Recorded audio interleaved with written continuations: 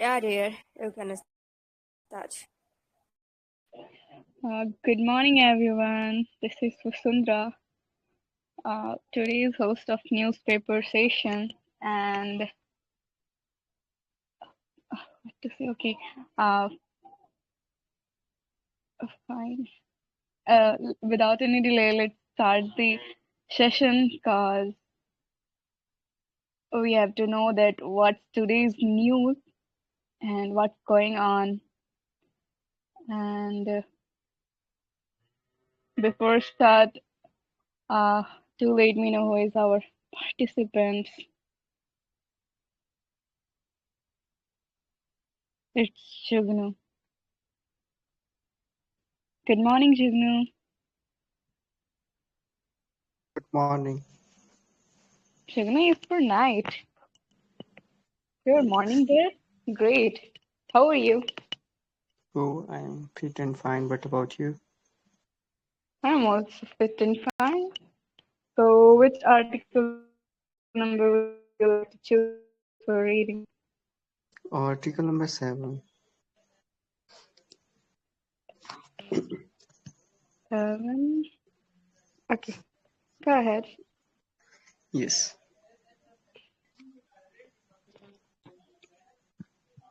India's Kabul mission to be upgraded to embassy.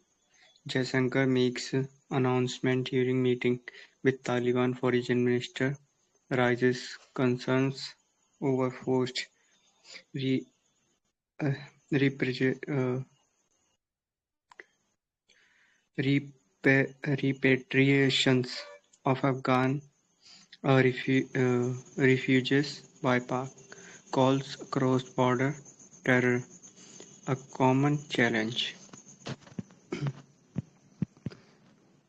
India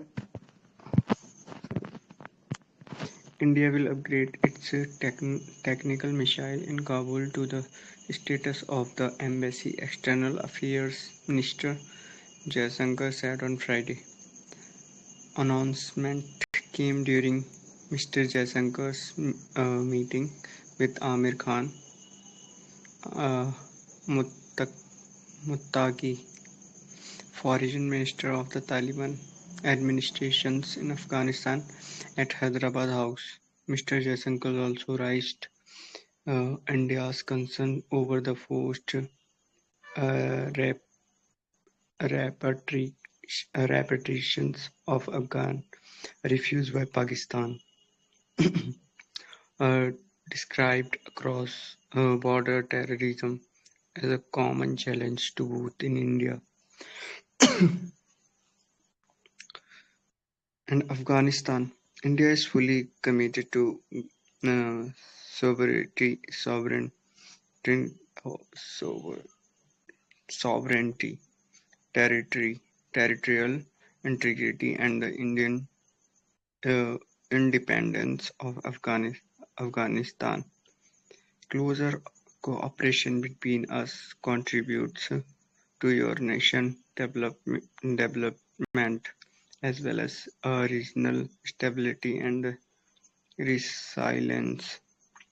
To enhance that, I am pleased to announce today the upgrade of India's technical missile mission in Kabul to the status of the Embassy of India, said Mr. Jaishankar.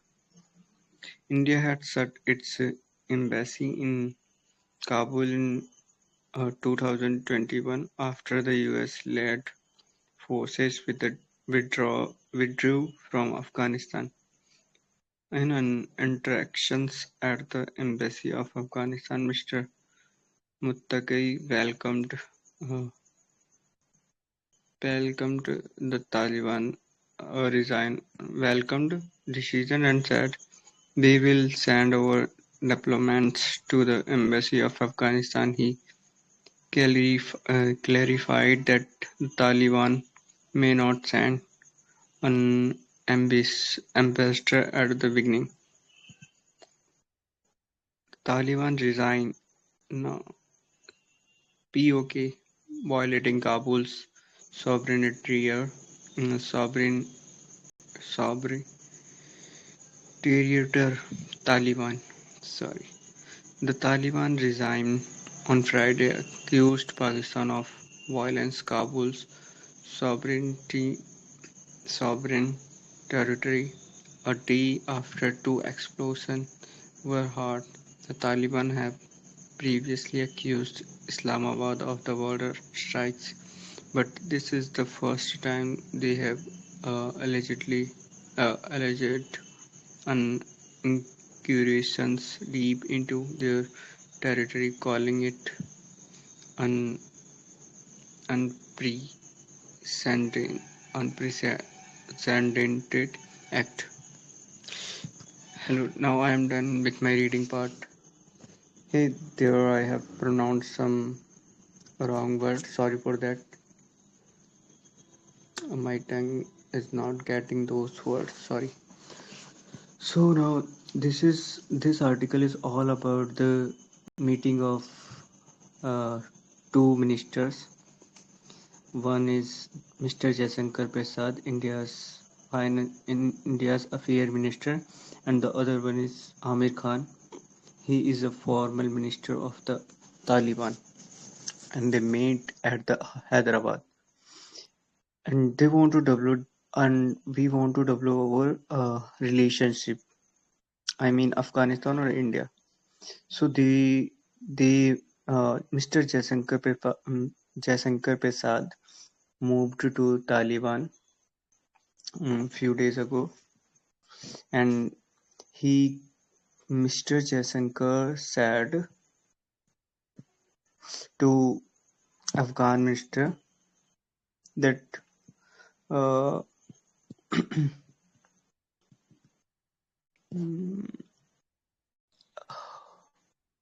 that India has decided to upgrade its technical mission in Kabul.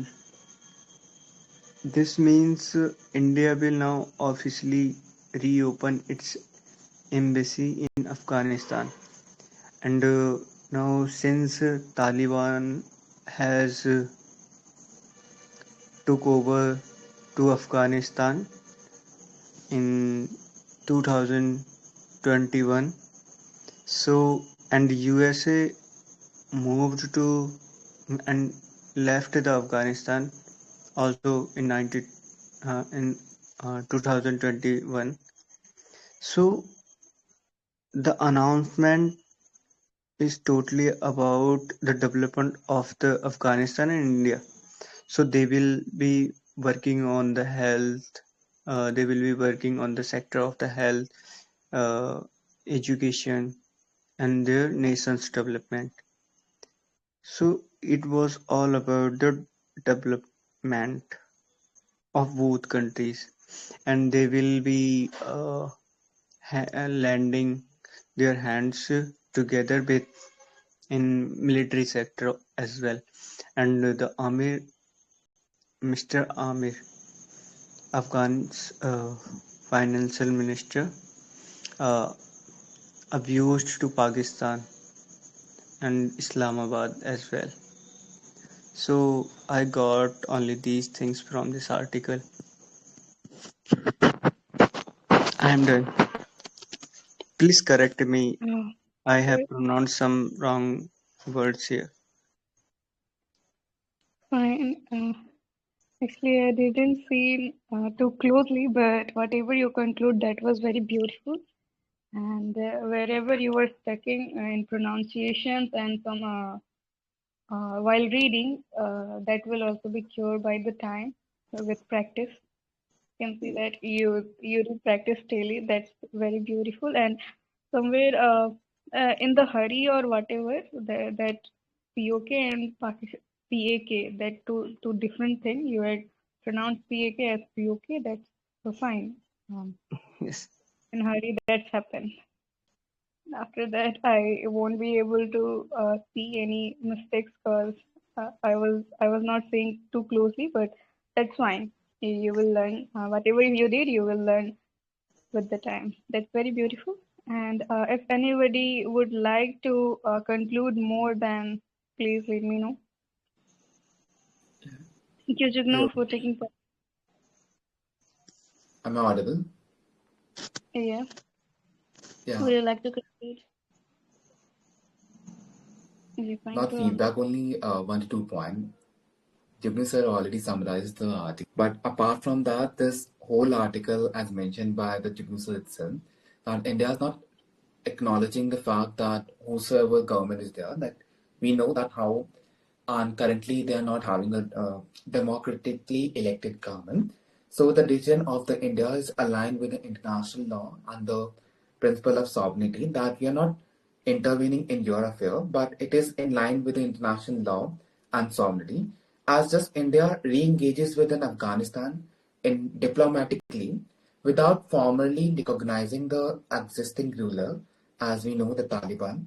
So this whole article is revolving around the balancing engagement of India with the Taliban ruler and how to tackle the cross-border terrorism. So in whole article, they are also highlighting about the cross-border terrorism or the infliction of the infiltrators of the other nation people. So it is in line with the Constitution of India, like Article 51, which ensures that we have to maintain a just relations between the other nation.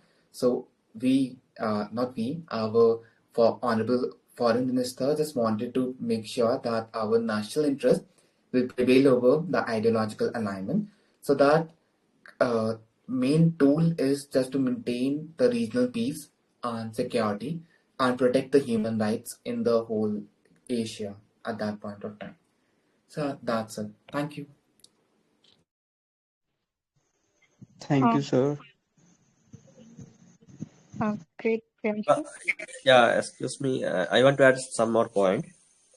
Yeah, in this meeting, Mr. Jaishankar and with the Afghanistan Foreign Minister Amir Khan Muttaqi in New Delhi last Friday, they giving a high priority for Pakistan during currently the Pakistan violating Kabul territory continuously.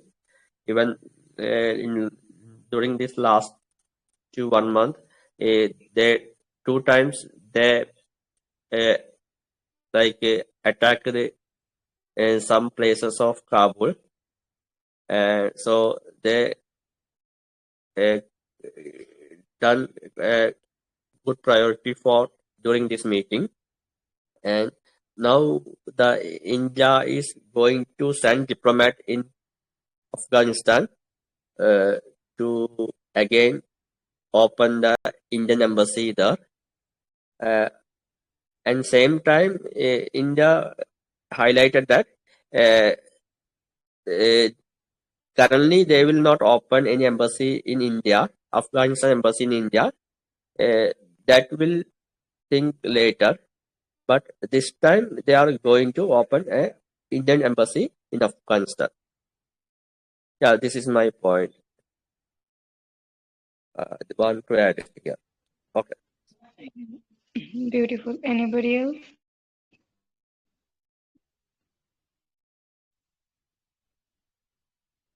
Fine, no one. So we had cleared with all the conclusions, and that's fine. So let's move to our next participant. That is Siddhi. Hello, Siddhi.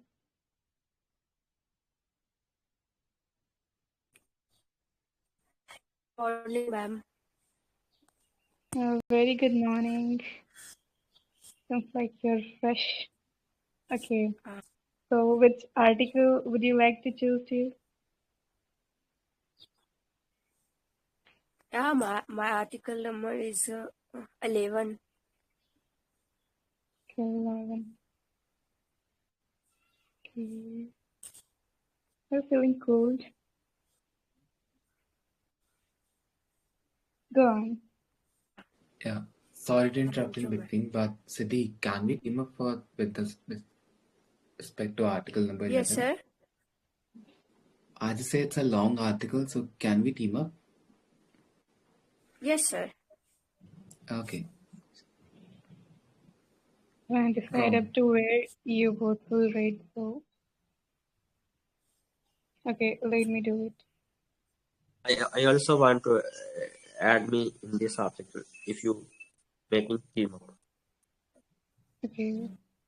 Siddhi, is it fine that we can add Shri to in it? This article to participant is enough. I think maybe. Okay, Shri, can you take any another? Also, sir.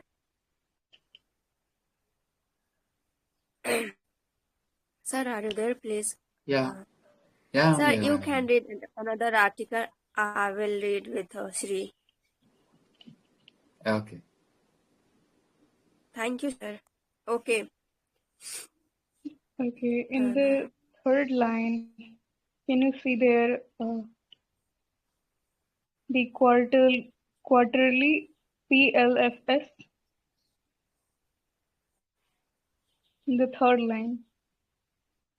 Third line.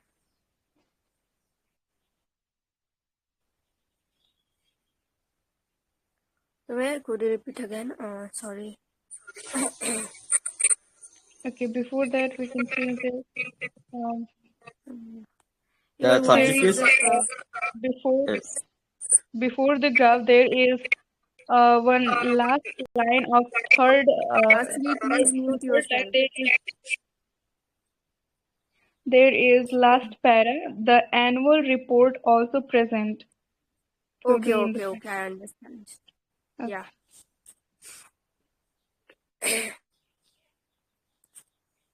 Good morning.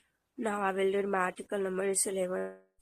Unemployment is still a core issue in Bihar. Unemployment has consistently emerged as one of the most pressing political issues in Bihar. In the last two assembly elections, job and livelihood were among the top concerns. In 2015 post-poll surveys conducted by Lakhniti CSTS showed that unemployment jobs was the most important issue for 9.1% voters. By 2020, this percentage is rose to nearly 21.0%, making it the second most important issue for voters. With the employment scenario still crime, it is an issue that is likely to dominate voter priorities in the forthcoming poll. The situation needs to be looked at the objectively for which official statistics are useful. Under the periodically lower survive the state level indicators employment are the April-June 2025 Federal report and the July 2023-2024 annual report. Insights on Bihar. Looking by one unemployment rate, the quarterly and annual releases Kit Bihar's unemployment rate as a 5.2% and 3%, respectively, whereas was 5.4% and 3.2%, respectively, at the national level for ages 15 and above. To the casual reader, Bihar's unemployment picture seems decent to good. However, a specific reading is misleading. To truly understand employment conditions, one must understand three interrelated indicators in the FLFS. worker population ratio, or the share of the population that is employed lower. Participants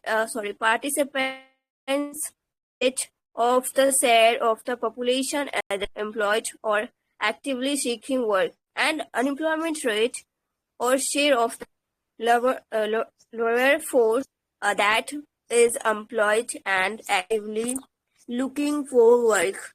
Looking at the UR is isolation consults the true picture. The same quantitary and national releases Siddhi. The 2PR for Bihar is for 46% and 51.6%. Respectively, while the national WPR is 52% and 58.2% respectively, which show that the share of those employed in the working age population is much lower in Bihar. Or checking the WPR and LFPR in the table, Bihar have low WPR, low LFPR, and therefore low EUR. A more holistic interpretation is claimed because many in Bihar are not working and many are not even for work. Since those not working are not even looking for work, the unemployment rate look despectively low. This is a class manifestation of the decades worker effect, wherein people without jobs lose hope of finding employment opportunities and completely withdraw for the labor force. A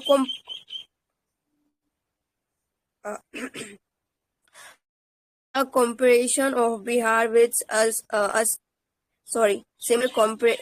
comparable state or stronger in France, and show how bad employment conditions are in Bihar. But it is important to compare Bihar against a state for similar size and economic background.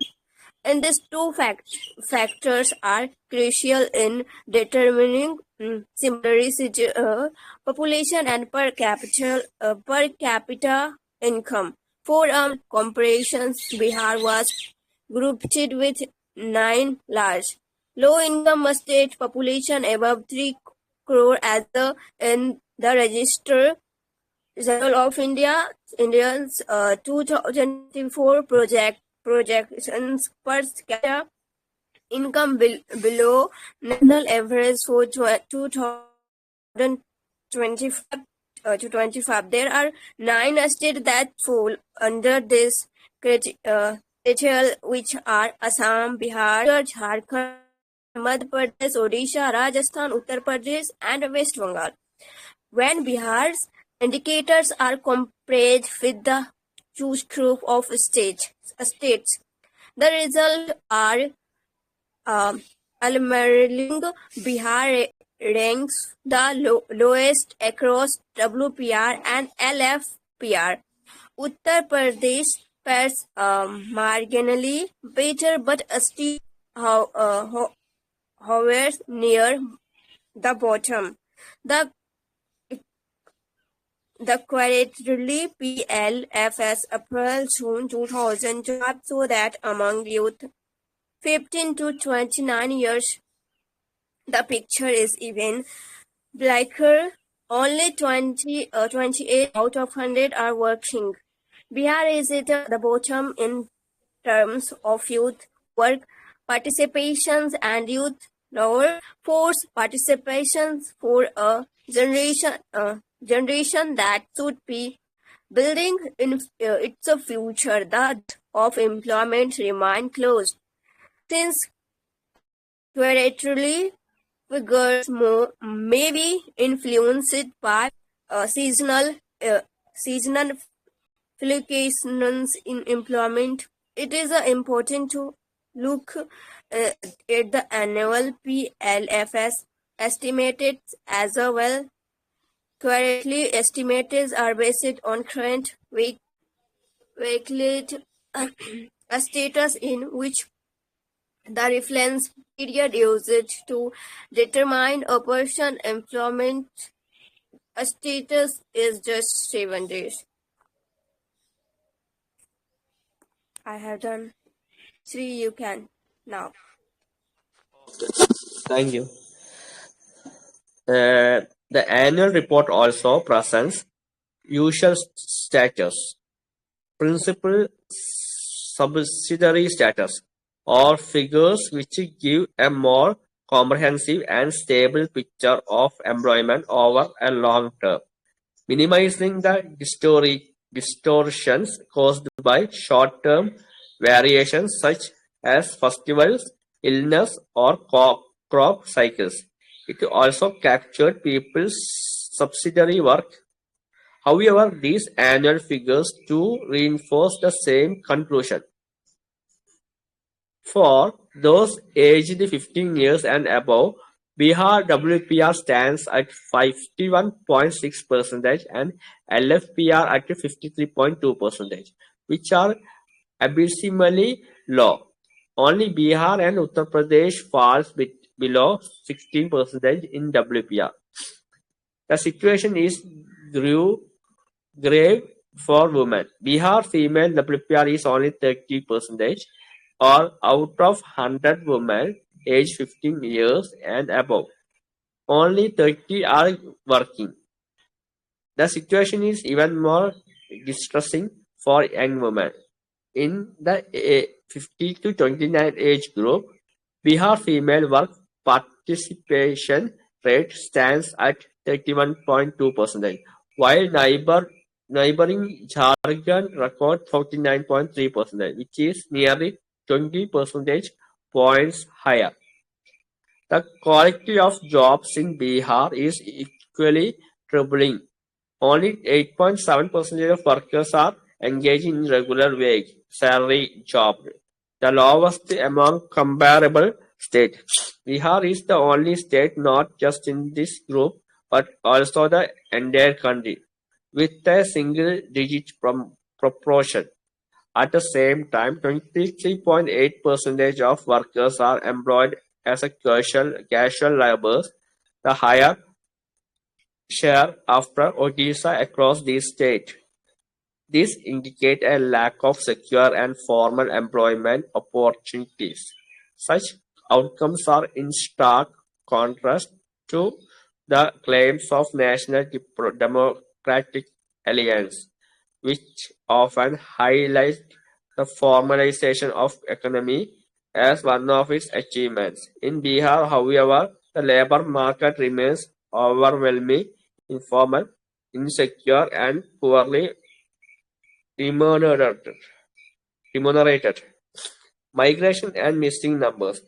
Caveats must be kept in mind while interpreting Bihar employment indicators. The PLFS counts only those individuals residing in the state during the reference period.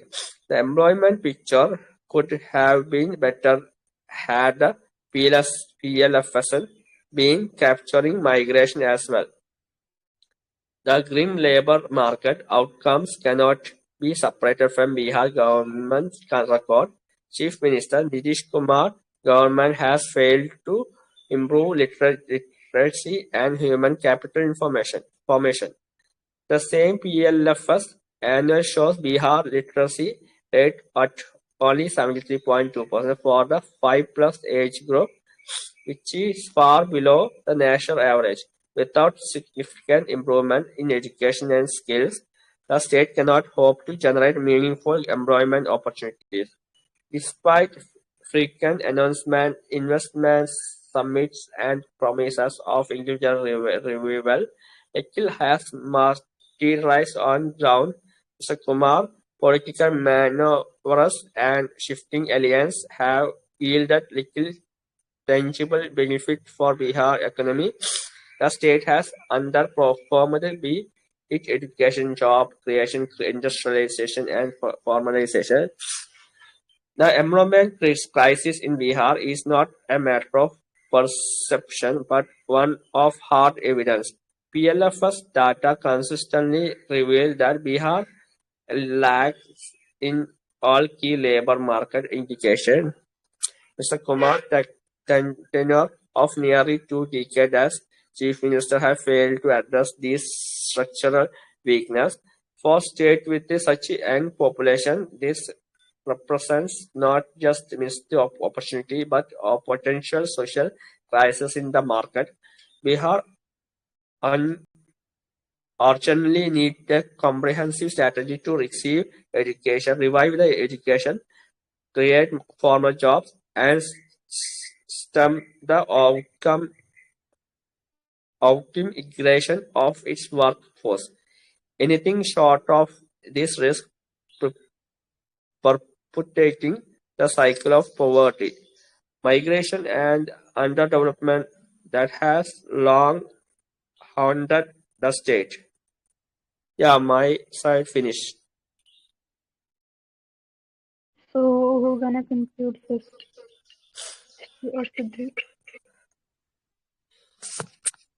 Yeah.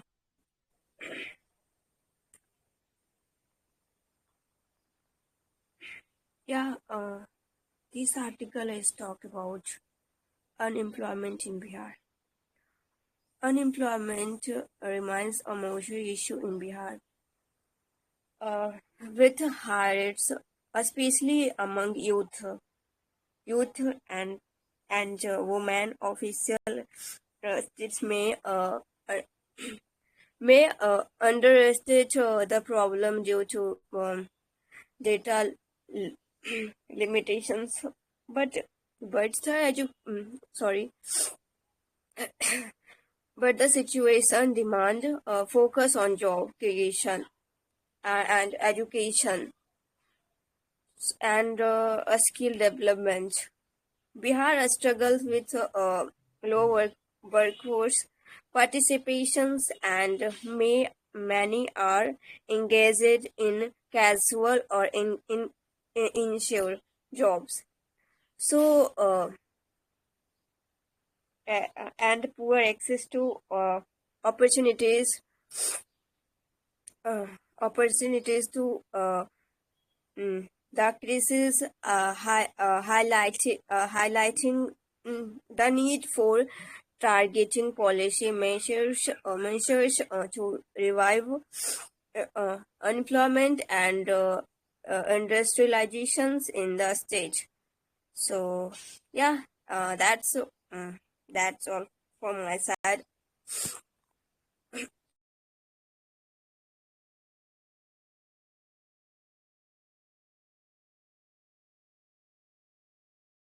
Okay. Shri?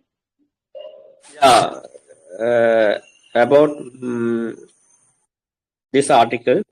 This article giving a clear picture of Bihar unemployment, and people suffer related to job and daily basis income.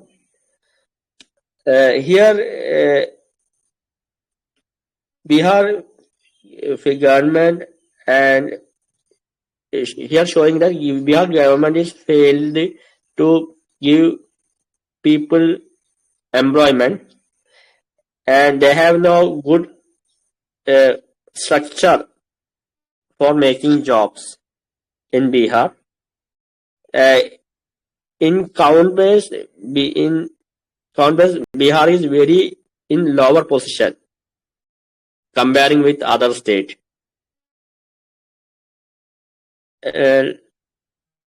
Like on Bihar and Uttar Pradesh falls below 60% in WPR. When comparing with other states are a very high position they're managing.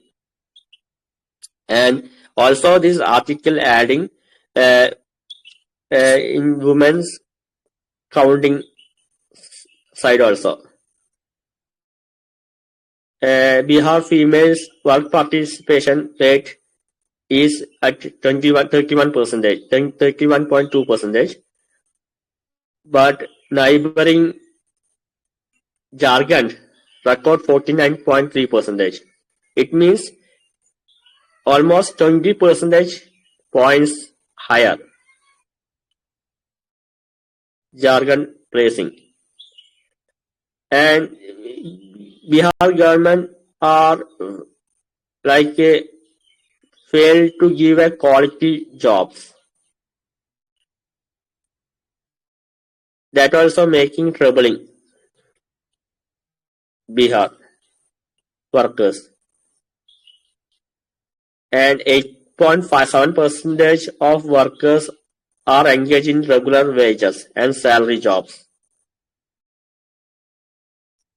So there are many reasons for this crucial situation, politically, geographically, the size based.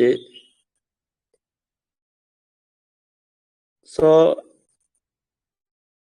now they are planning and a strategy like enhance the job opportunities in Bihar. This is my side about this article. Oh, beautiful. Anybody else would like to conclude? Yeah, they already completed all the points, but yeah, I will try to add 2-3 points regarding the article. So this whole article is also is as mentioned by the sir itself, the quality of employment, that only 7.8% person are engaged in a regular salary job, and majority of the people are in the informal and vulnerable employment, as mentioned by the editorial author itself, that there's a rural distress and agricultural based seasonal employment, and the youth unemployment is high. Only 21% of the youth between the age bracket of 15 to 29 are already working or seeking their employment. So majorly this article is revolving around the Bihar's unemployment problem that reflect the socio-economic inequalities, and the state should work upon the educational reforms and providing more skills and promoting MSME and other agro-based industry. And first of all, like formalization of the labor, so that proper wage structure also had to be taken into consideration by the state in putting forward their work. So yeah, and it's their own responsibility, not a single individual had to raise or allow the particular state government to work upon that unemployment. It's their duty, so they had to do it cautiously and wisely. And let's see what will happen after election. So yeah, that's it. Thank you. And now some other admin are just raising. So I would say that she is doing great. And first of all, whosoever is commenting, I don't think so. You are coming daily. So observe our host remarkable consistency, like how hardworking she is. Like she's posting an article at 6 o'clock, and still some random person is comment randomly without paying that attention. That there's some kind of miscommunication between the two authors. So please be cautious whenever you just speak. So yeah, that's it. Thank you. Okay, for whom you talk about? Sorry? For whom you talked about? Yeah, someone mentioned some message in the chat box. He's an admin. Okay.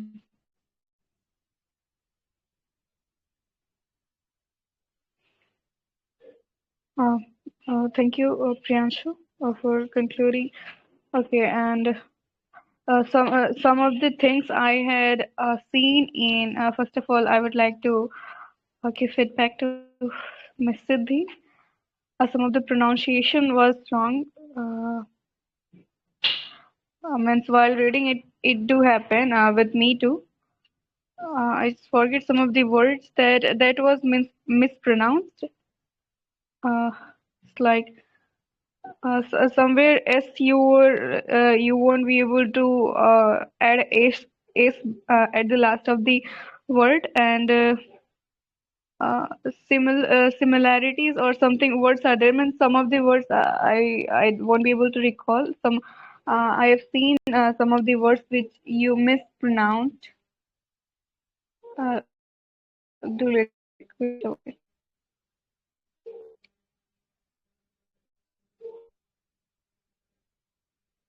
Okay, one was discouraged, second was manifestation, and one more was there. I just forget. I need to focus more. But yeah, by the way, Siddhi, you did very well, and your points was clear. Everything was fine. Some of the mispronunciation was there while reading. It do happen with me too, with everyone. That's fine. Thanks for taking part, Siddhi. And next for Shri. Shri, you have some. Uh, yeah. Shri, you have some grammatical mistakes you made, like where to use that articles, where to use ace, and where to pause some little bit. You were facing problem is at the place of a you pronounce b, at the place of b you pronounce a and all. And I think so you're from yeah, some you're from south, so you are also having some pronunciation problem. That's totally fine, it will be cured by the time. By the way, after that, all you both did very well. Thanks for taking part. Thank you, madam. So,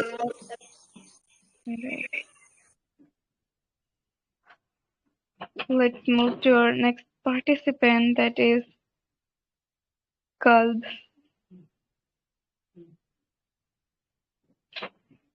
Yeah, ma'am. Very good morning, Kalb. Very good morning. So are you fresh to read the Yeah. articles? Which article would you like to choose? My article number 1. One.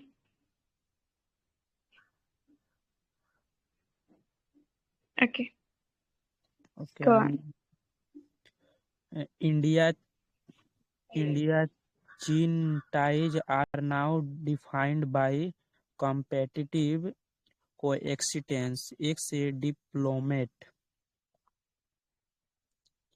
The violence between India and Chinese troops in the Galwan Valley in 2020 was not only a clash of sold soldiers on a remote fro- frontier, but also marked the shattering of a carefully constructed edifice of trust. Former Foreign Secretary Nirupam Manor Rao said here on Friday. She was delivering the opening remarks at a panel discussion on the book China India Perspectives on Chinese politics, economy, and foreign relations, released by the Hindu group.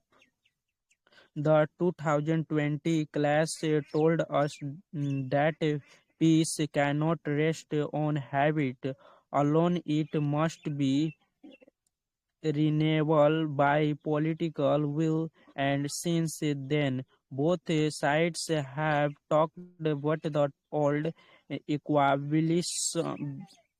equilibrium has vanished. The relationship today is defined by what I will call as competitive coexistence, a state of armed place peace engagement shadowed by mistrust, cooperation contained by rivalry. Mr. Rao said at the event organized at the Taxila institution. She said the trust between India and China had ebbed to its lowest point in decades. The border remains tense and suspicions run deep, but history shows that even adversarial neighbors can exist if they establish the rules of engagement. That was the uh, purpose of the 1993 Agreement on Peace and Tranquility between India and China. Uh, she said Mr. Rao also about how the world has shifted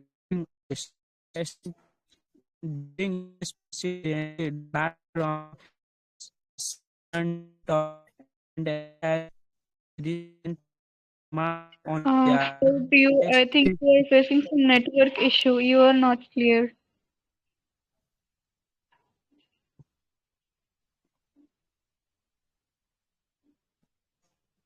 Am I audible? Still, it's quite cracking.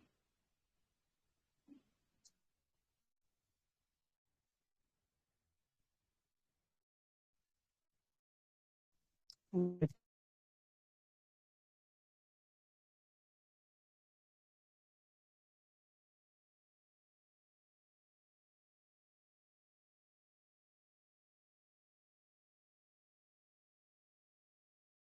Am I audible?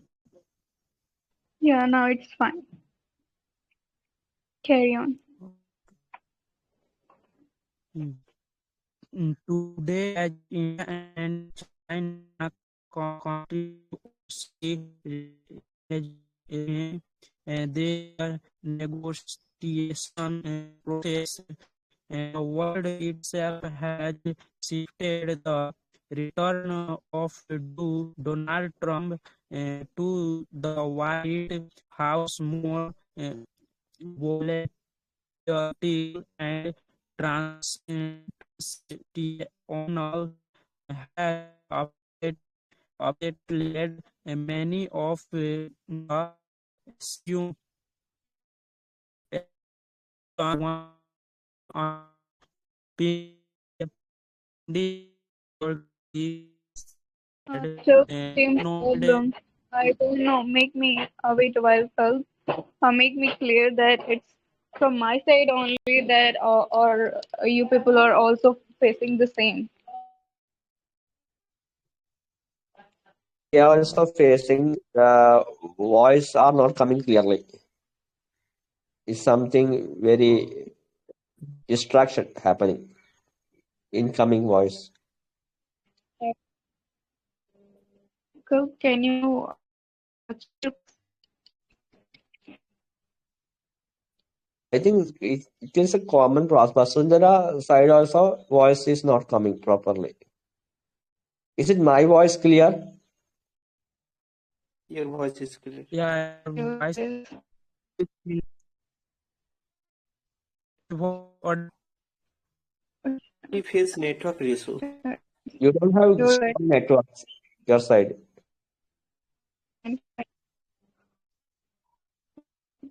Kal, Kal, Can you leave and join again? Maybe it would be slow solved.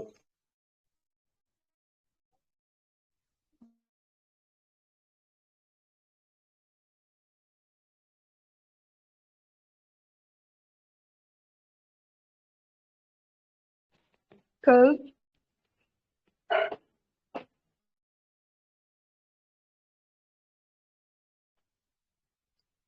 can you hear me?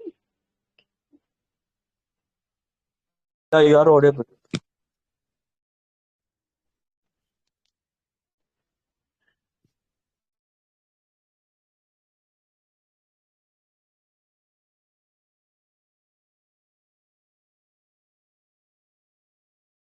Yeah, Okay, carry on. Still the same problem, but you can carry on. I will manage.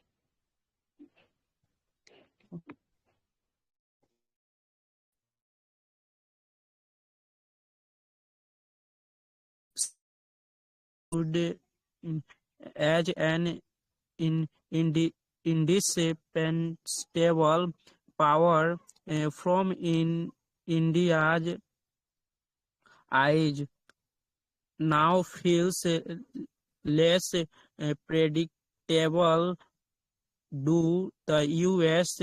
tariffs, trans- transactions, and the condition placed on defines cooperation. Each of tense is a reminder that even the closed alliance rests on ground, and who can forget other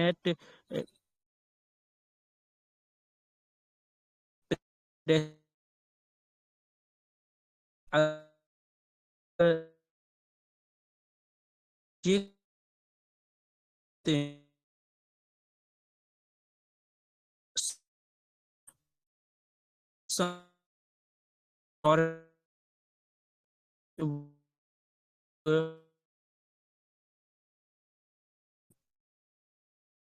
get in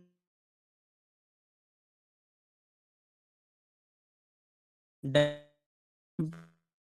view to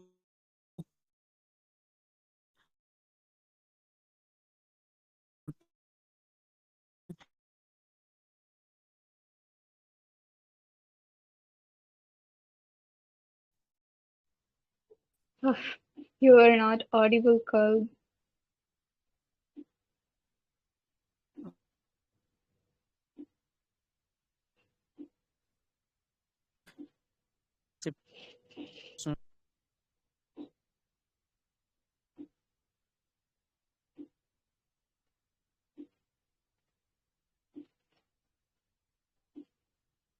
Okay, fine.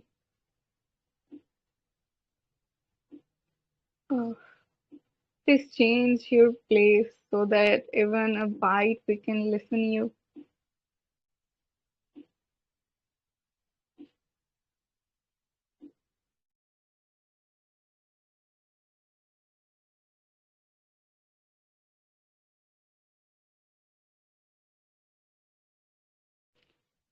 Kalb, if you are speaking, then still you are not audible.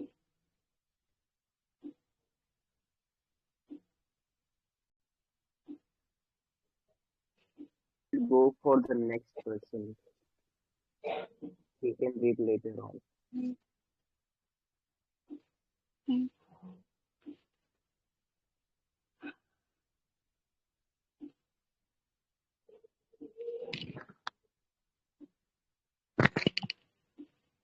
We have our next participant, Priyanshu.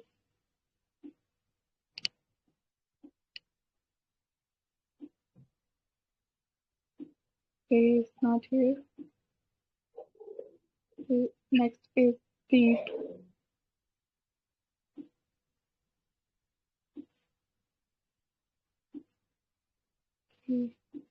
Deep is not here.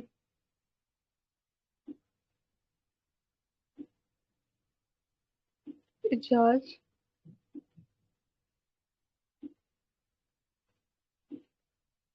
George is not here. Is Sani. Good morning. Very good morning, Sani. How are you? Hello. I'm doing great. Yeah, great. So, which article would you like to choose? I would like to read article number 10. 10. Okay, fine, go on. Should I start? Yeah. Good morning, all of you. I am reading article number 10. The real need is a holistic demographic mission. The announcement on August 15, 2025 of a demographic mission has become a topic of controversy in social and political circles. While the state's mission was limited to monitoring undocumented immigration from Bangladesh and its implies demographics in India's border region. A holistic demographic mission seems to be the need as the nation is at the demographic crossroads. The most population nation with a large youth demography undoubtedly becomes a matter of global envy and the local pride. The demographics have never assumed significance in policy circles, except for its relevance in population control. Demographics diversity is blessing in disguise to sustain India's population well into the next country. Reading India's demographics may not essentially be limited to the countries per se, but has to be in relative terms with other global regions.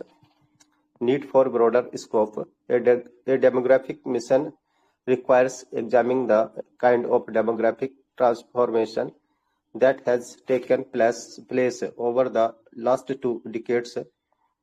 Demographic imagination related to the 3 demographic components of fertility, mortality, and migration are quite limiting, but have broader implications towards regional distributions of the age, sex, compositions of population, and households.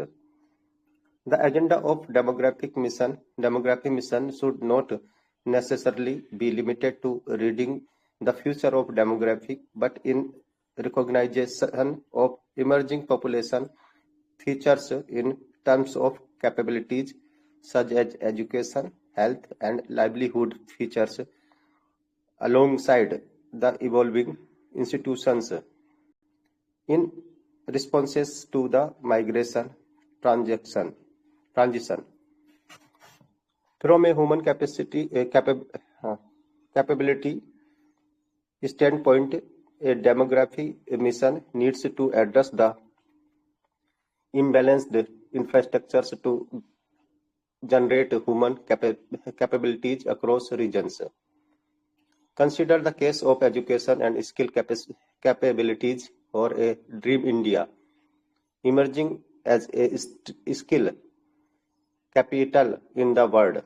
The educational infrastructure remains skewed across regions, and it is not in keeping with middle class aspirations. The results in inequalities with the affluent being able to achieve things as against the less affluent failing to do so. Issues of migration. While there have been major advances on the fertility and mortality fronts, migration seems to be a major population balancer across regions. Hence, policies need to be in place to make the choice of migration equal for everyone. But then the political discourse on migration is quite adverse within India, despite the constitutional guarantee of free mobility of individuals across all states. Migrant identity is often threatened on various grounds. First, this is not a state identity, but rather a constructed one. Therefore, the protection of such as such an identity should ideally rest with the state rather than the individual. Another complexity is the home and host attribute, which need to have an equal stake apart from the individual who is migrant. The current political discourse on the subject is on disenfranchising migrants from their rights to voting at home, as they do not qualify to be the usual residents of the place. The same right could perhaps be bestowed on them by the host place, where they are equally disenfranchised. That raises a question on whether migrants face a constant battle of belonging. Resolving this puzzle, the internal migrants confront should be the agenda for a demographic mission, which should strive to restore migrant rights. On longevity, the changing demography also poses other puzzle, such as growing longevity and the provisioning of social security. There is sincere engagement on the issues to redefine aging and economically productive years of life, where the young and old equally remains productive as long as they remain healthy and active. The other implications of social security protection being the sole responsibility of the state needs a relook as well. The employers preparing employees to remain financially secure for their non-earning years of life. The entire scene of provisioning of social security needs a rethink with their being extended years of life. Recognition of changing demographics is perhaps necessary in all possible planning, policy making, evaluation and monitoring, while there are plethora of indicators being made available to celebrate progress and achievements. One wonder whether they are able to account for changing demographics when it comes to allocation and provisioning. To demographics should dictate the priorities. Unfortunately, the per capita hangover continue to prevail, which ignores the composition of the population in the denominator. The demographic mission's foundation lies in the demographic sensitization of a whole lot of intellectual discourse on mainstreaming, marginalization, and inclusion. Demographic is not a mere discipline to offer a retrospective and perspective dimensions of population. It is the foundation to build the future of community with a suitable alteration in strategy in keeping with the evolving global order. So I have completed my reading parts. Now I try to summarize this article, this news up all about the demographic mission. And as we know very well, on 15 August 2025, there was the announcement of the demographic mission. And the demographic mission, when he announced, so some of the political and the social controversy happens. And there are, in this article, there are three parts. Authors divide in this article on major three parts. Firstly, need for the broader scope. What is the main we can say scopes. What should be the scopes of the of this demographic mission, and what is the issues of migration, and third is longevity, how we can get good, and what should be the object of the demographic mission. So first part of the need of the broader scopes. So in this part, author says that been in this demographic mission should be the broad aims in the broad areas should be covered. Demographic missions is not like just like to counting the population, but it should be the more broad, and we can say that only the fertility, only the mortality, only the migration is not we can say the areas for the where the how the peoples are living, what is their living standard, how their allocations the resources, how what is the their they are providing to education policies. So there should be the main agenda. And main thing author says that in second part, that issues of migration. So as you know very well, so the some of the Bangladesh citizens, some of the Bangladeshis, they come to India as a migrate. They migrate to India, so they have to the issues for the government. And in this article, author says that we should be the how we should make the policies. Demographic mission should be to the to solve this type of problem. So they should make the strategy how we can overcome this type of problem. If the peoples who live on here, they get to the citizenship on here, how we can we can provide all the resources equality. And third parts of the in this article, longevity. So in this article, he says, author says that the demographic mission, aim of the demographic missions to provide the longevity. The peoples who all the peoples, we have the lot of population. In this population, we should use the human development resources. If every person of the of this country, they will be more productive, so definitely India will be progress. And he says that we should be give this type of we should be make this type of strategy where the youth and the old persons, they make a more productive. And in this last of the article, he says that we should be provide the the employers the security, financial security, health care, and other resources, because they have on that on their times they have do work. But rest of the life, when they got retired, we should be make the policies for the financial security.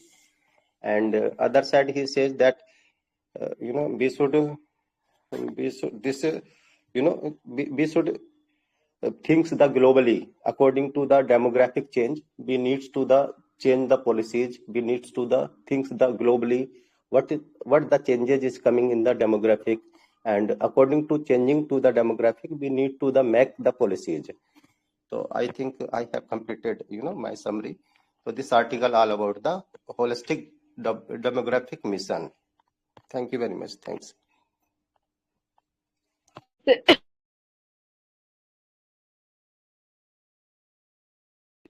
You concluded very well, and you had read the article somewhere. I was looking over the mistakes, grammatical error, and in pronunciation in some of the words you are facing problem. And uh, marks, you were taking pause on the full stop, and there in the mark there you were not taking pause there, and after that to to and TOO, there is two different words, but you were taking TOO as to, so that is TOO is two and this is two. Quite confusing, but this is two different meaning, and pronunciating it. And after TOO there was comma, but you pronounced it normally TO. That should be corrected, and some of the more pronunciation problem you were having in some problem while reading it's happened, and you will learn by daily practice. That's very beautiful, and you had captured all the points from the article. That was very beautiful. And after you, after Sani, anybody would like to conclude it more or at some point?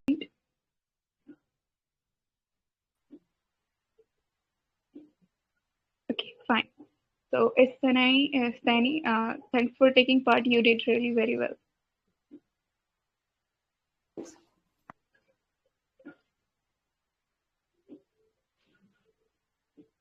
Okay. So, next participant is Sikha. Am I audible? Vasundhara, am I audible? Yes. I would like to add 1 or 2 points in relation to this article. If you have time, then only I will add, otherwise you can skip. Of course, we have. You can go on. Sikha. Okay, I will not, After I this, will, we will continue, okay? sorry. Yeah, go on. Okay, so actually I joined the article where he was talking about the education, health and all this sort of thing. He has given the summary as well. So I would just be telling about the problem, what the point are being raised by the author here in a very brief manner. So what are the three crux point of this very article or editorial which are being mentioned in the article? That is the health, education, employment and skill set. And the second point where we are facing the problem, sorry, just a second, that is the migration. And the third point, the longevity. So these are the core central idea of this article and how we can tackle these problems in our country, right? So starting from the education and skill set, because these are correlated to each other and complementary to each other. You cannot get separated one from another.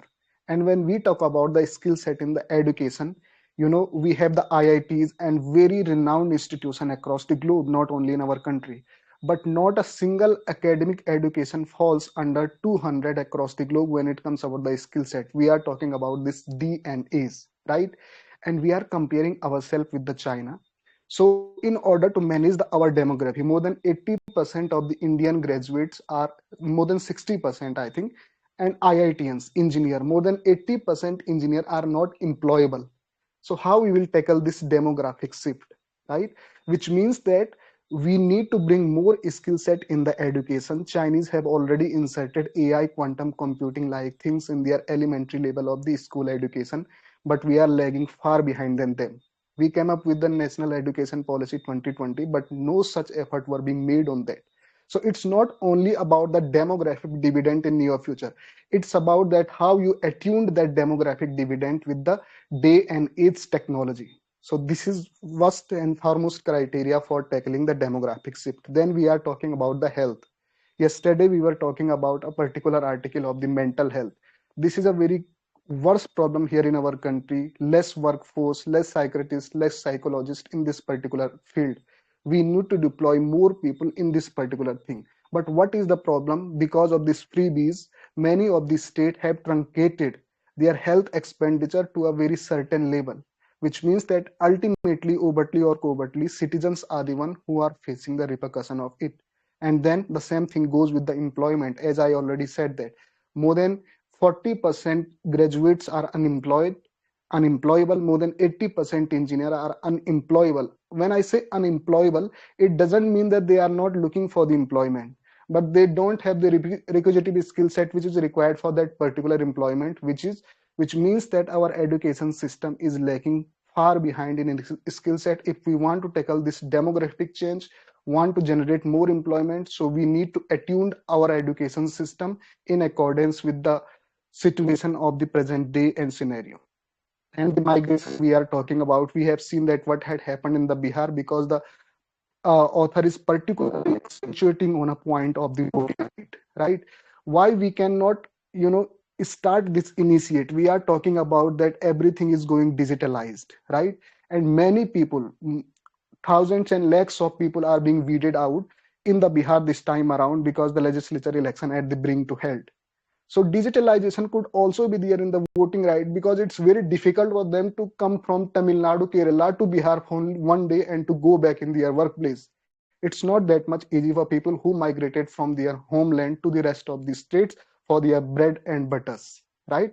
So digital voting could also be there, and they are literally facing severe crisis, identity crisis in the different state. We have seen that how they are being treated in Tamil Nadu and Maharashtra. It's not only about the Biharis, it's about the everyone. I come from the Uttarakhand. The same problem is here. People literally migrated from the hilly area to rest of the globe or rest of the country, but they don't have the voting right because they cannot return only for a day. And then this is the internal migration problem basically, which we call the de-enfranchised them from the voting right. It's not only about that. The external problem is that the external migration, which we think in the context of the Bangladesh migrant from Bangladesh to rest of the country, whether it is Bihar, West Bengal, Jharkhand, this has also become the problem, or in many states they have become the instrument of the vote bank. This problem also need to be tackled in. And the third point, they are talking about the longevity. If you see that the National Family Health Survey 5, so they are suggesting that, life expectancy has been going high and high day by day. When we got independent from the Britishers, it was almost around 30 to 35 years.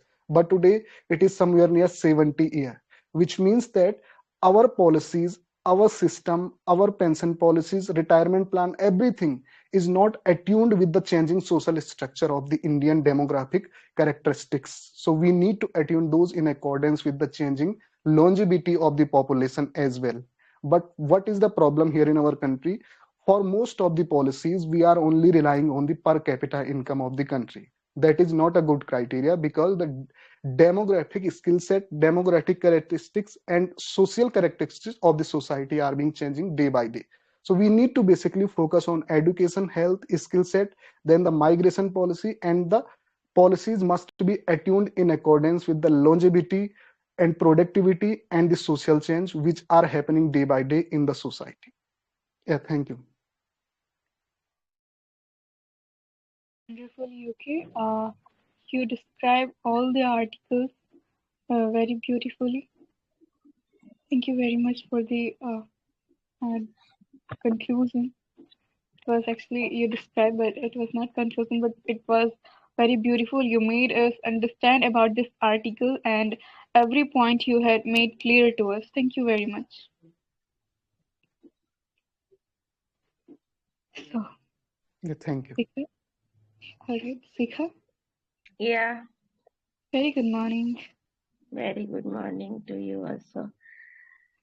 You just I would like to read the article number 3. Okay, fine. Go on. Yeah. Good morning, everybody. Venezuela's Maria Mikado wins Nobel Peace Prize. Venezuelan opposition leader Maria Corina Machado won the Nobel Peace Prize on Friday for her struggle to achieve a democratic transition in the South American nation, winning recognition as a woman who keeps the flame of democracy burning amid a growing darkness. The former opposition presidential candidate is a key unifying figure in the once deeply divided opposition to President Nicolás Maduro's government, said Georgian Watney Friednes, chair of the Norwegian Nobel Committee. Reacting to the honor, Ms. Mercado said she was confident the opposition would succeed in securing a peaceful transition to democracy in her country. We are not there yet. We are working very hard to achieve it, and I am sure that we will prevail, she told Christian Berg have her become the director of the Nobel Institute and secretary of the Nobel Committee. Dedicates win to Trump. I dedicate this prize to the suffering people of Venezuela and to President Trump for his decisive support of our cause. She later wrote on X, Mr. Maduro's government has routinely targeted its real and perceived opponents. Mrs. Mikado, who turned 58 this week, was set to run against Mr. Maduro in last year's presidential election, but the government disqualified her. The crackdown on this dissent only increased after the country's National Electoral Council, which is stacked with Maduro loyalties, declared him the winner despite credible evidence to the contrary. The election result announced by Electoral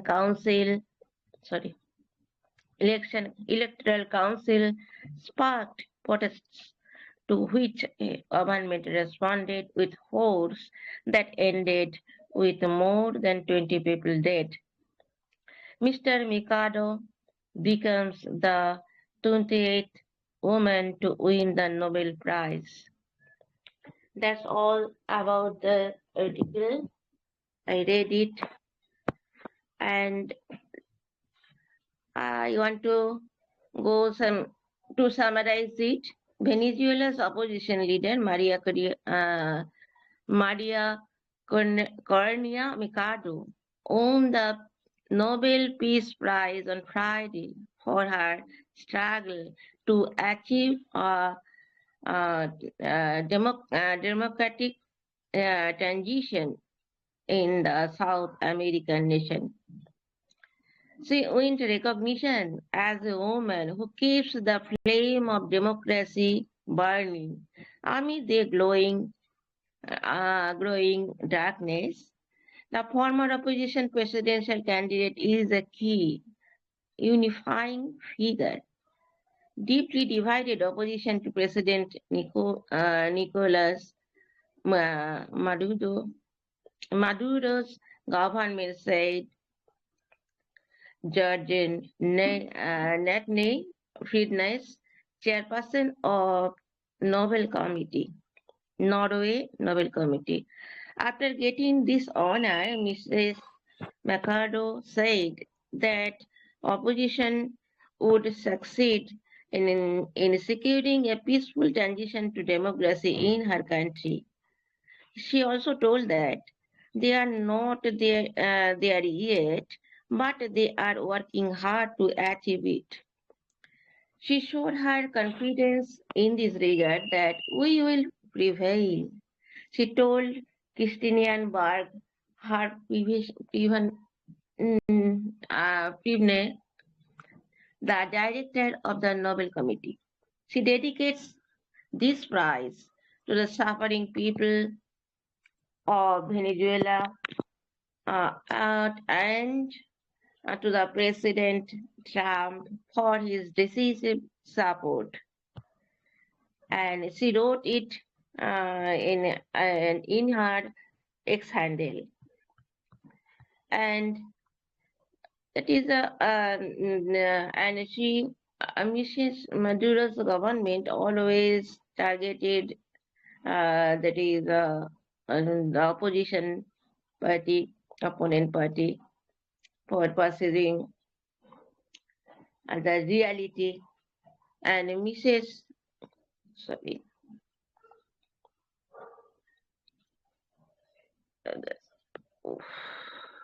I lost it. Yeah.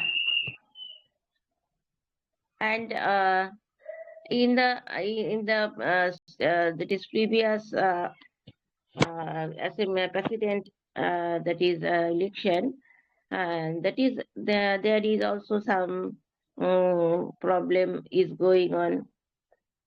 But this is this is the right thing. That is, she also, there is a confusion, and also the election commission will also playing the role, that is the liability to the Maduro, that is existing upon president. That is, for this reason, the government that is declared, that is Mrs. Mercado as defeated, and after then she has gotten this win. She has win this Nobel Prize. This is the great achievement, and I think it is the reality.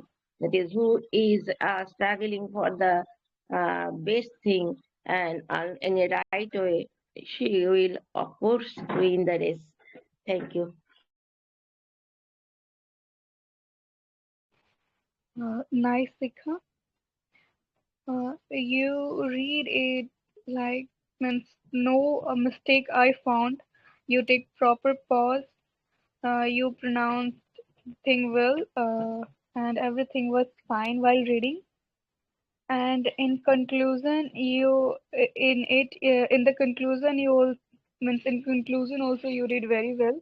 That was nice, and keep doing likewise, because it was very nice and wonderful. You read while concluding and also while reading, proper pronunciation, proper pause, and the way to uh, keep the line in continuous, that was also nice. So, anybody would like to add some point in it in article number 3?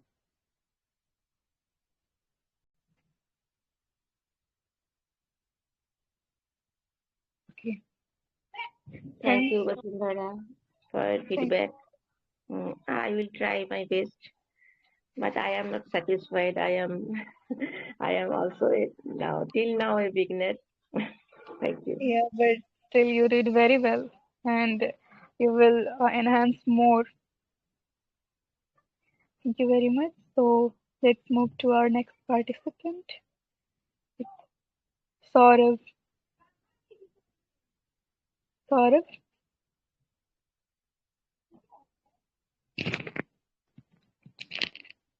Saurav, are you there?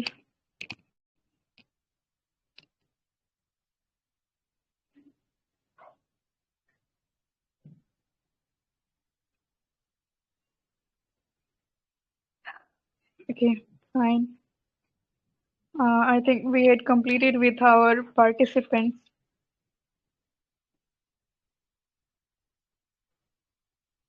So anyone would like to read any of the articles?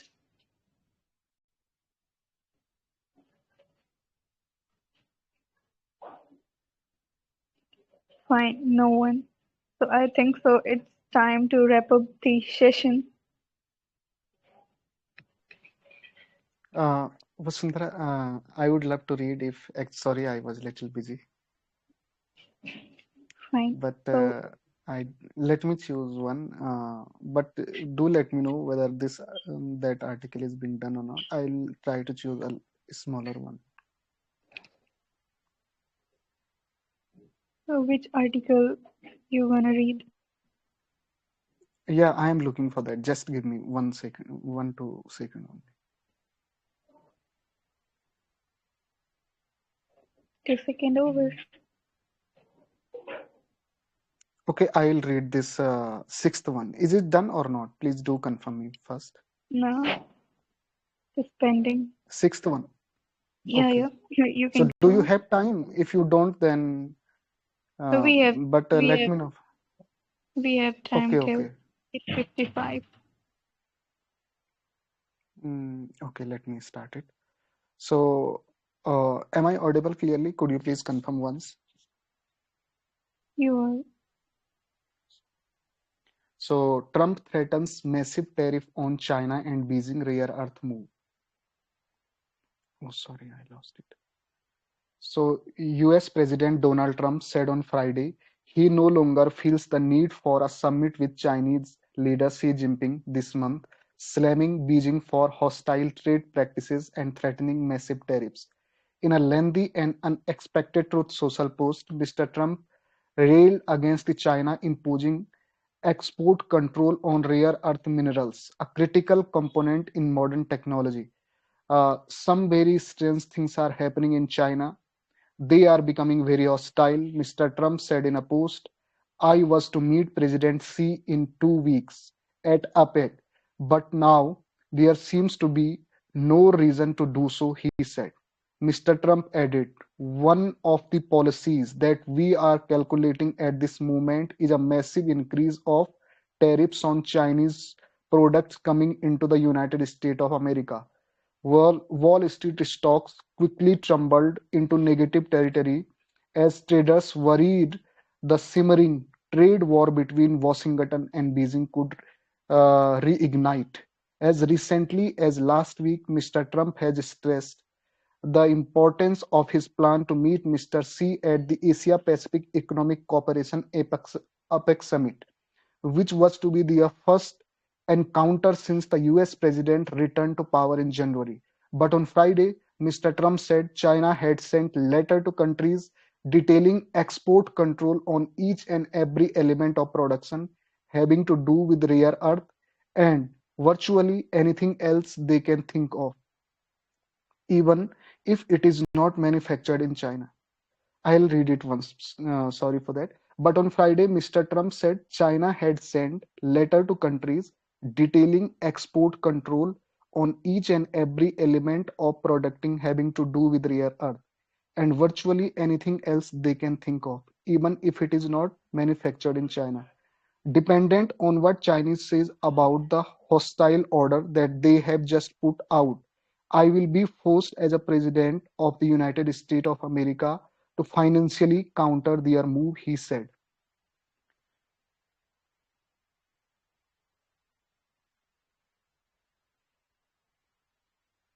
Okay, I have read this article, so I would love to summarize it now. So, anybody want to go before me to summarize this article? I want to give the chance to others, then I'll try to explain.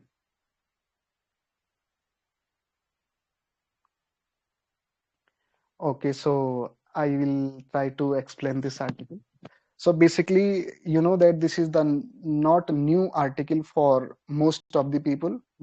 Almost everyone must be acquainted about this particular news that this trade and tariff war, what had happened between the two countries. And now this rare earth material has become the bone of contention. It's not new, but it has been going for quite so long now, as this has been the Chinese policy to abrupt the rare earth material across the globe, right?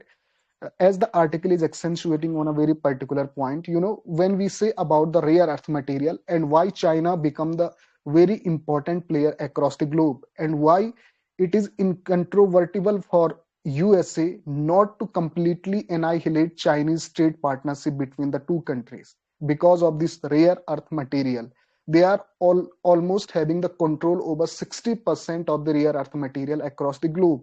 That's why you might have seen recently that they are trying to take control in the Pakistan, right? Why they are calling the Shehbaz Sharif and Asif Munir in the White House again and again? Because there are some huge resources of the rare earth material in some province of the Pakistan, and then the Ukraine, and now China, because China controlling over almost 60% of the rare earth material exported to the rest of the globe. And if China ban the rare earth material from its country to rest of the globe, there could be a serious abruption for the technological advancement. And USA is a huge dependence on the China's rare earth material. Rare earth material is not such that which are not available. It's also about that resources and the technology to extract those rare earth material from the earth surface. Whatever the technology that we are using in this D and age, if I'm using this mobile phone, cell phone, you are using your laptop, cars, everything, quantum computer, supercomputer, digitalization, everything, you know, overtly or covertly dependent on the rare earth material. That's why China became very inevitable for the USA. But what China is doing, trying to abrupt the rare earth material again and again. and that's why they came up with this policy again.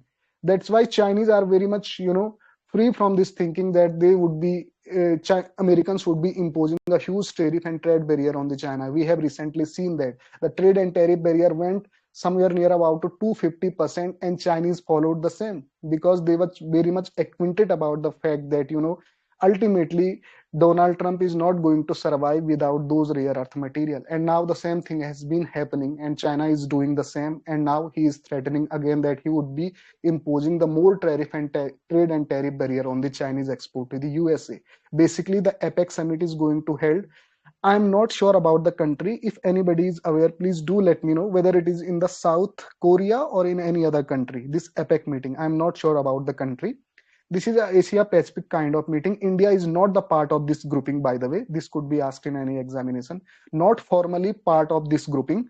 Basically, this is the grouping for the Asia Pacific countries, the countries who are falling in the Pacific region and the Asian region of this Pacific Ocean. So this is called the APEC meeting, and the Xi Jinping and Donald Trump supposed to meet in that particular meeting, and they could have been a bilateral meeting in that. But now Donald Trump is saying that yes, earlier there was a plan to meet bilaterally with the Xi Jinping in the APEC meeting, but because of this new policy of the China and controlling the rare earth material across the globe again and again, now there is no need for Donald Trump to meet the Xi Jinping in this very meeting after he has become the president of the United States of the America. So let's see what happened in near future.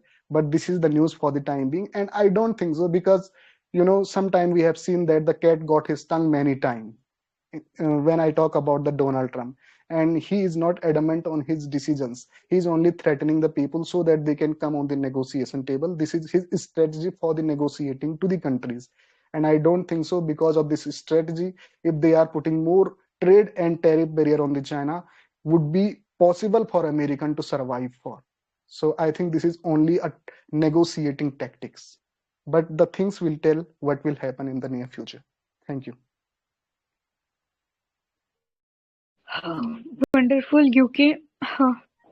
You had read the article very beautifully, proper pause, proper pronunciation. Everything was fine while reading, and also in conclusion, you describe every point very beautifully, and you took all the points, even you added some more. That was awesome. Uh, because there is no one to describe it more to you. So that's fine. Thank you, UK, for taking part and for And making thank us you, you great. too. Thank you, you too, Vasundhara, for giving me this beautiful opportunity. And it was literally a delectation to join this session. And it becomes more energetic when the host, like you, are organizing the session, giving fair and equal opportunity and letting everyone jump in the bandwagon. So thank you so much from bottom of my heart, Vasundhara. And I wish you all the best for upcoming sessions as well. Thank you so much. Thank you very much, UK. So because our last participant was Priyanshu Kumar and he is not here. So one last call for everyone. If anybody would like to read any of the articles, so do let me know. Otherwise, we need to wrap up the session.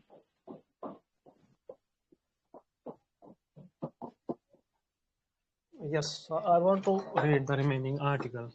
Can you tell me which one to read? Fine.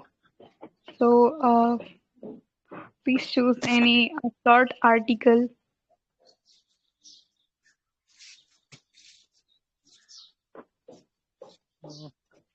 Let me see which one is the remaining one.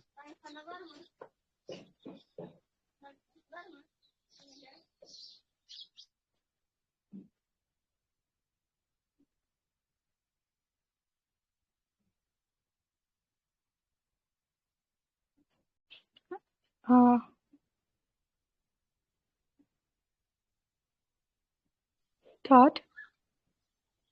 Yeah, see, it is going to be a bit hard for me to like to know which one is the one Okay. I have to read.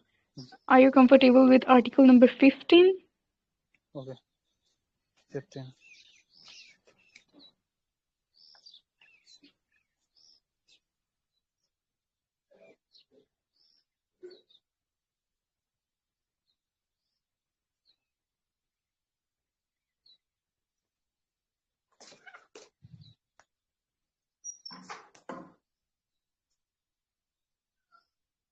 Okay.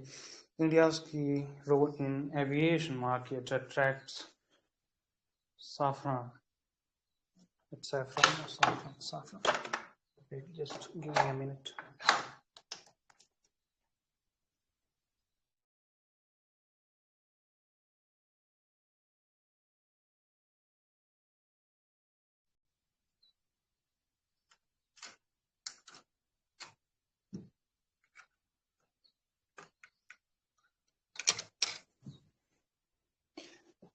French aerospace major Safran's board is set to visit India, underscoring the country's growing significance as a key aviation market industry, sources told Business Line.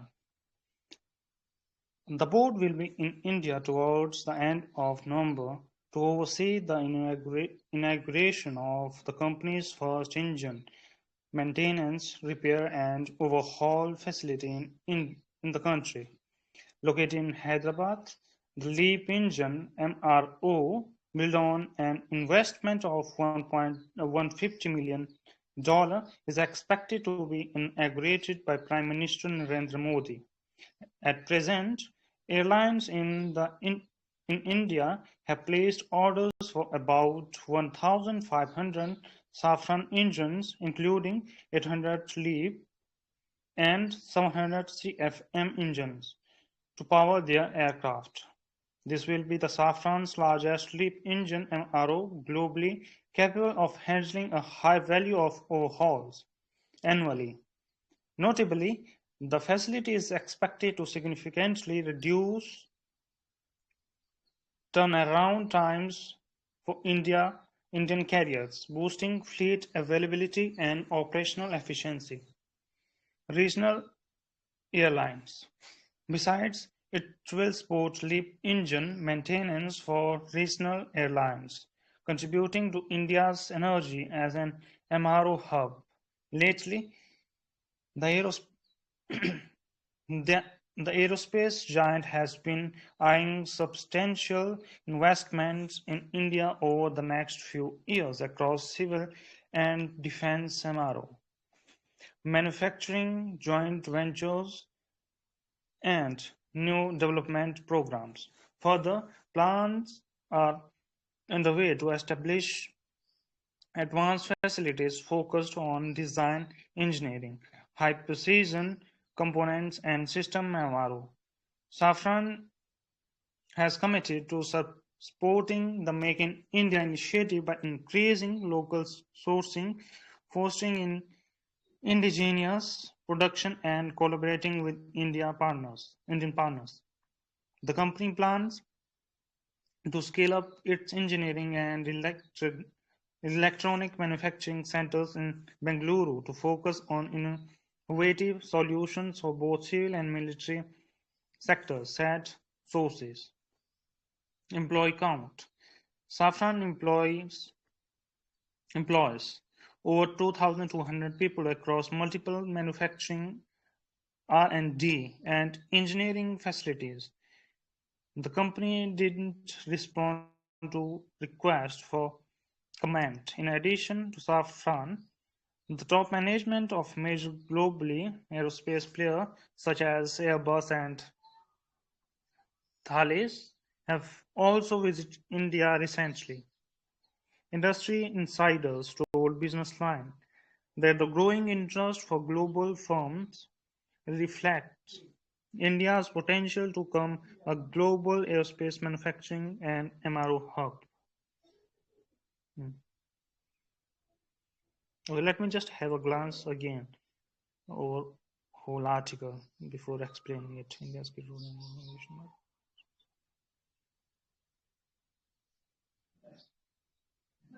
Okay, so see, this is a French company which is to enter Indian market. It's about jet, like it's about engine, and they want to enter Indian market in both areas, like civilian and defense. Since like once you have a requirement of engine, it will also serve both civilian airlines and as well as the defense one.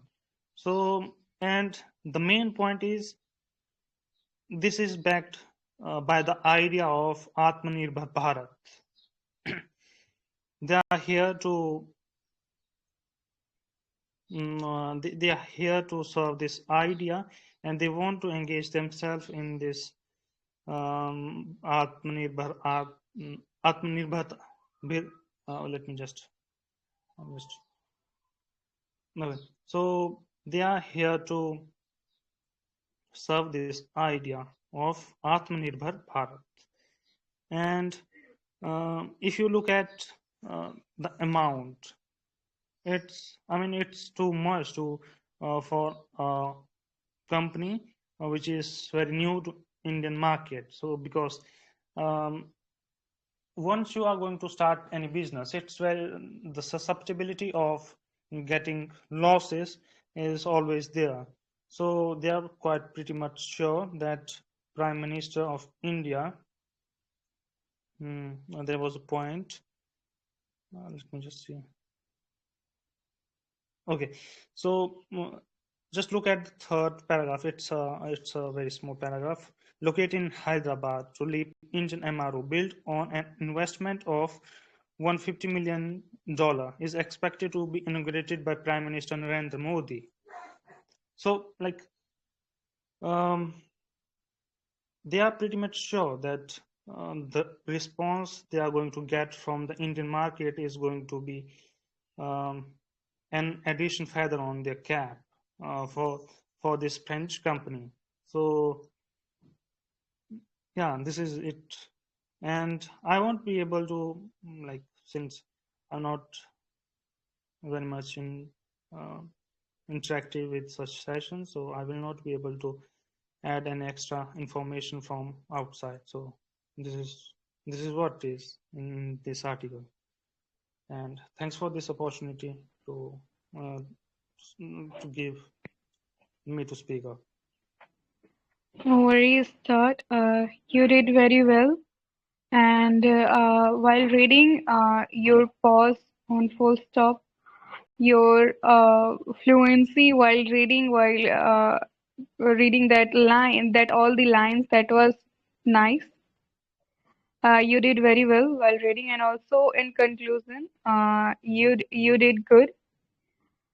And anybody would like to add some more points in article number 15?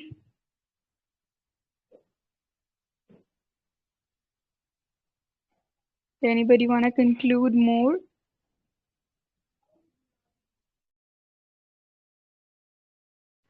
Okay, fine. So Dot, you did. Only one line I will tell. I think it is a French airspace. I think saffron border is said to be visit in India, and it has set a big leap like investment at Hyderabad. They mention about the amount $150 million investment they're doing, an inauguration with Prime Minister Narendra Modi with, and they mention about what MRO, like they mention about maintenance, repair, and overhaul facilities in the country. They want to expand their own company business. That's all I'm getting from the article. If anyone had more information, they can add.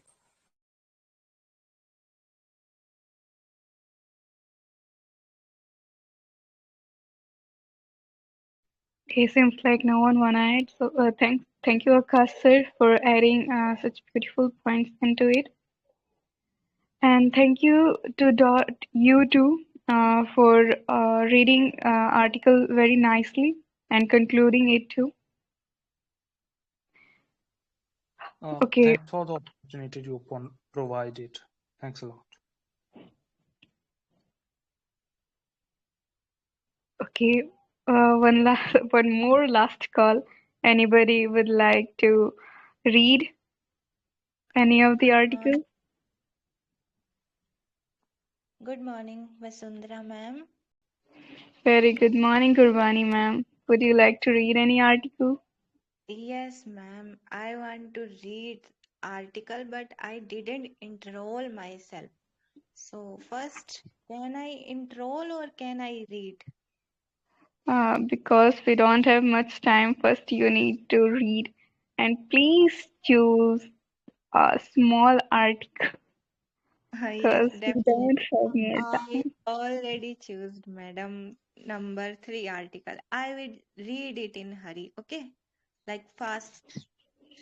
Okay, okay, go on. Okay, so thanks a lot. And okay, so I my think so. Wait a minute. okay, okay, madam. We had completed article number 3. Yes, but this is news related to my exam. That's Okay, why I choose. no worries, go on. Okay, so my article number is 3. When Julius Maria Machado wins Nobel Peace Prize, Venezuelan opposition leader Maria Corina Machado won the Nobel Peace Prize on Friday for her struggle to achieve a democratic transition in the South American nation, winning recognition as a woman who keeps the flame of democracy burning amid a growing darkness. The former opposition presidential candidate is a key and flying figure in the once deeply divided opposition to President Nicolas Maduro's government, said Zorgan Vetten, Friednes, yes, chair of the Norwegian Nobel Committee.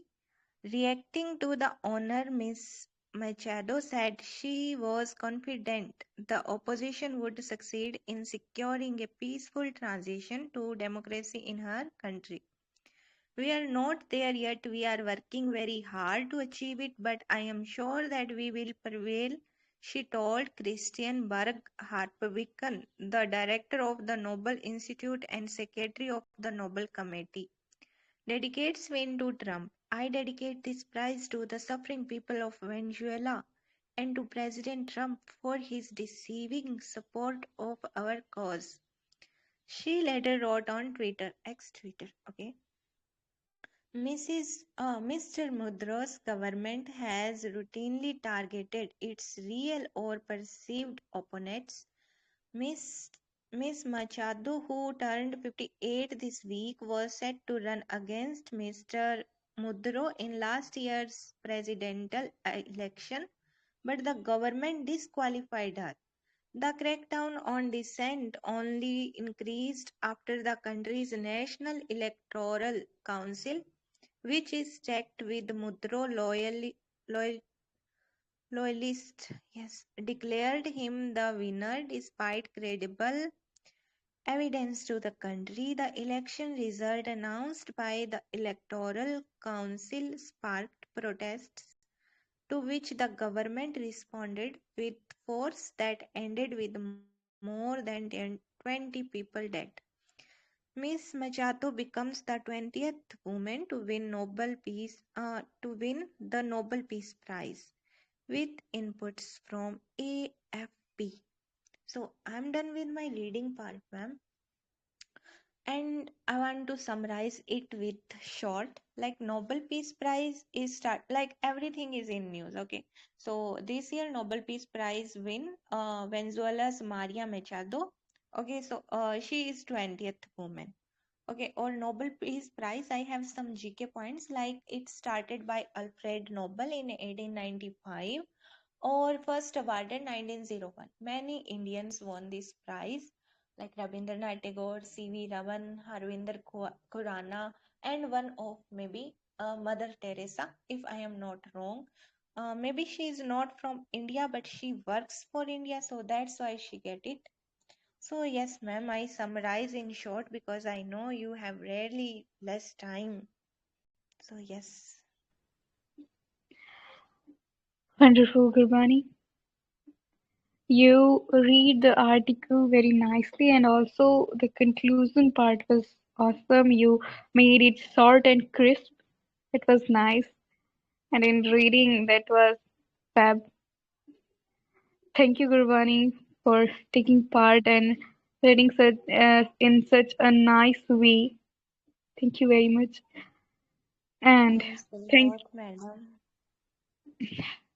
thank you everyone for taking part in newspaper session. From this, we got lots of news and current affairs through which we can know what's going on in current world. Thank you everyone for taking part.